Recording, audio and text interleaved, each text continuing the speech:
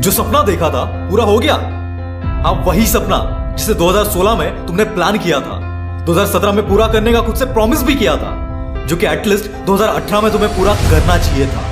पर अफसोस 2019 भी निकल गया। पर आज भी 2016 का वो प्लान वैसा का वैसा ही है। कभी सोचा है कि वो सपना आज तक पूरा क्यों नहीं हुआ?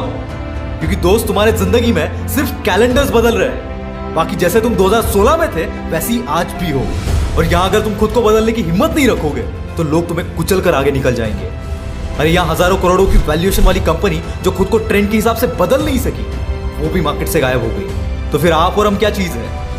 बदलाव प्रकृति का नियम है और ये सबको फॉलो करना पड़ता है, चाहे फिर वो कोई इंसान हो, कोई कंपनी हो या कोई बड़ा एम्पायर ही क्यों ना हो। यही नहीं, जंगल में शान से रहने वाले उस बाज को भी अपनी शान और शौकत बरकरार रखने के लिए इस बदलाव से गुजरना पड़ता है। एक बाज की औसतन उम्र 70 साल की होती है, लेकिन उन 70 सालों को जीने के लिए उसे कई मुश्किलों भरे बदलाव का सामना करना पड़ता है।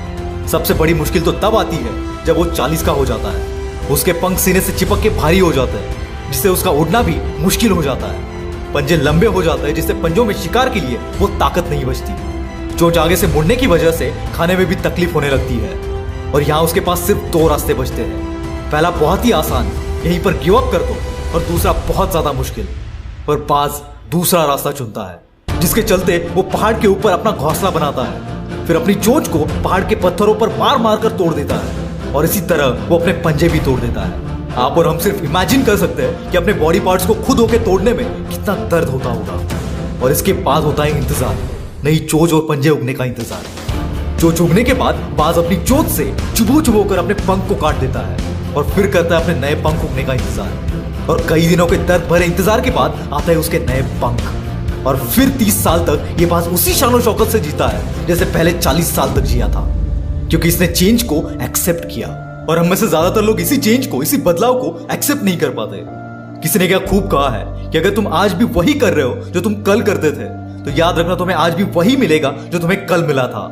और अगर तुम चाहते हो कल से कुछ अलग पाना, तो तुम्हें आज की शुरुआत एक नए तरीके से, एक नए प्लान के साथ करनी होगी। क्योंकि जब तक तुम अपने काम को, अपने रूटीन को अपने सपनों के हिसाब से चेंज नहीं करोगे, तब तक कोई चेंज नहीं आएगा।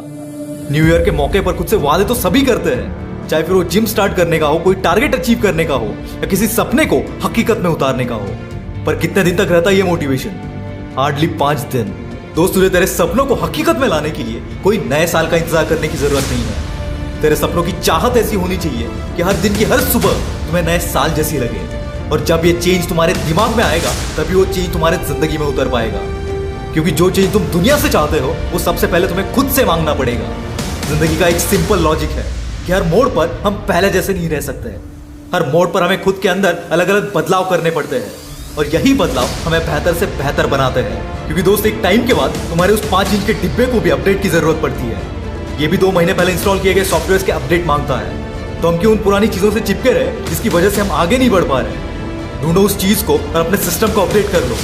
और सबसे इंपॉर्टेंट बात, कोई भी बड़ा चेंज एक दिन में नहीं आता, पर यकीन मानना, तुम अपने जिंदगी में कदम कदम पर जो पॉजिटिव चेंज लाओगे और जब उसके साथ टिके रहोगे, तो जिंदगी में बड़े से बड़ा चेंज यूं आ जाएगा।